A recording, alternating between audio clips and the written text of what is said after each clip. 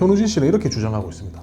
나는 그저 좋은 문제를 돈 주고 정당하게 샀을 뿐이다, 이렇게 주장을 하는데 현우진 씨 주장에 일리가 있습니까? 일리가 없다라고 보입니다. 근데 일단 현우진 씨 입장만 놓고 보면 좋은 양질의 문제를 자기가 그냥 단순히 산 것에 불과하다라고 얘기는 하지만 이와 반대로 검찰은 그거에 집중하지 않고 실질을 보는 거거든요. 왜 지필진에게 그 문제를 구입을 했느냐, 특히 EBS 지필진에게 접근하여 이 문제를 구매를 했느냐에 초점을 맞춘 거죠. 좋은 문제라고 하는 게 학원에서 그런 방법 많이 쓰잖아. 야, 중간고사 치고 기말고사 치면 시험지 다 가져와, 이래가지고 복사를 하는 거야. 그러면은 그 해 좋은 학교에서 낸 좋은 문제들이 다 자기 데이터에 쌓이는 거잖아. 그런데 왜 굳이 선생님들한테 돈을 그 큰 금액을 주면서 문제를 사냐고. 아무래도 자기가 쪽집게 강사다 이런 명성을 얻고자 했는 것 같은데.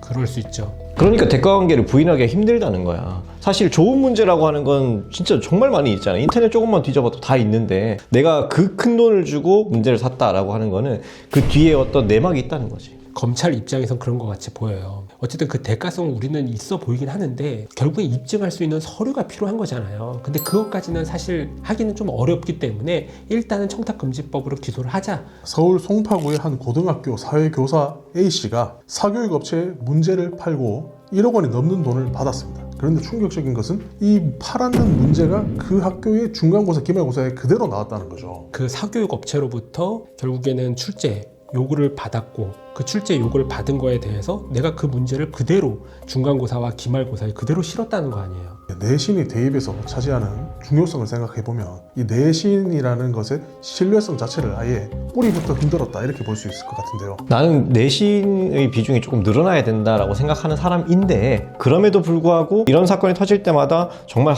내신 이대로 놔둬도 되나 이런 생각이 들어. 결국에는 사교육 업체와 교사 간의 결탁이 이루어지면 이루어질수록 특정한 그 사교육의 혜택을 받는 특정한 아이들에게 일정한 그 미리 받아본 문제를 가지고 내신 시험을 치르게 되는 거잖아요. 그렇기 때문에 송파구의 그 교사는 청탁금지법 위반에도 해당하지만 위계에 의한 공직방도 추가적으로 적용되었죠. 공소장 내용을 보면은 조정식 씨가 배임교사 혐의가 적용되었다면서요. 조정식 씨는 수능 특강 지필진에게 연락을 해서요, 미리 수능 특강 문제를 받아볼 수 있겠느냐라고 얘기를 했다라고 해요. 그런데 EBS는 어차피 다 풀릴 거잖아, 문제가. 그렇죠. 지필진하고 EBS하고 처음에 계약을 할 때 보완 서약서를 작성하거든요. 그 보완 서약서에는 EBS에게 제공된 이 문제를 제3자에게 제공하지 말라는 내용이 포함되어 있어요. 그래서 이 교사들에게, 지필진에게는 업무상 배임죄, 그 다음에 조정식 씨에게는 업무상 배임의 교사죄가 성립하는 겁니다.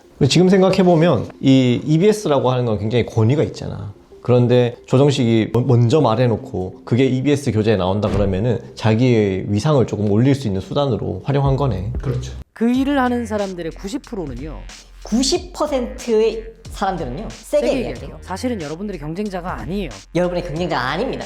왜냐면 이 90%는 걔네들은 문제를 못 사요. 돈이 없어. 거꾸로 얘기하면 뭐냐, 10% 문제를 사잖아, 반드시 성공한다. 자, 지금까지 스타 강사인 현우진 씨, 조정식 씨 이야기를 주로 했는데 사실 이게 빙산의 일각이라면서요. 네, 이번에 기소된 인원이요 총 46명에 해당하고요. 사교육업체 관계자가 11명, 그 다음에 전현직 교사가 35명에 해당한다고 합니다. 금액도 어마어마한데 시대인재 하이컨시 업체에서는 7억 원을 지급했고 교사들에게, 강남 대성학원에서는 약 11억 원을 지급했습니다. 여기다가 현우진 씨 4억 2천, 조정식 씨 8천만 원까지 합치면 수십억이네 진짜. 이건 기소된 것만 그런 거고요. 작년 4월에 경찰이 검찰에 송치한 인원이 100명이나 되었다고 해요. 그중 46명만 기소된 것이고 나머지는 기소유예 등 불기소 처분을 받았다고 합니다.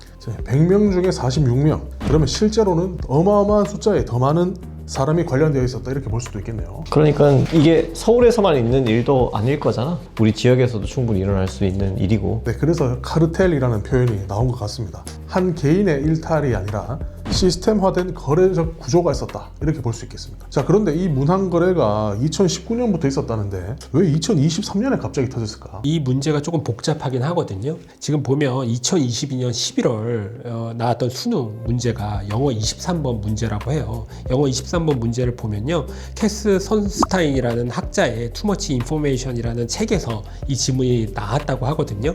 이 지문이 결국에는 그 조정식 씨가 그 2022년 9월에 출간한 지난 모의고사에 그대로 나왔다라고 합니다. 근데 이때 당시에 EBS 수능 연계 교재에 이 지문이 들어갈 예정이었다라고 해요. 근데 최종 본에서 이제 빠졌었고요. 이 교재를 감수한 대학 교수가 나중에 이걸 수능 문제로 출제를 했다라고 하는 거예요. 네, 이런 문제 유출이 직접적인 유출인지 아니면 우연인지 논란이 되고 있는데 어떻게 결론이 났습니까? 경찰은요, 직접적인 연결고리는 확인은 못했지만 이 과정에서 문항거래 실태가 있다라는 것은 어느 정도 확인된 것 같습니다. 야, 나 이거 고소당해도 되는데 9월에 내놓고 11월에 나오면 이건 그냥 유출 아니야?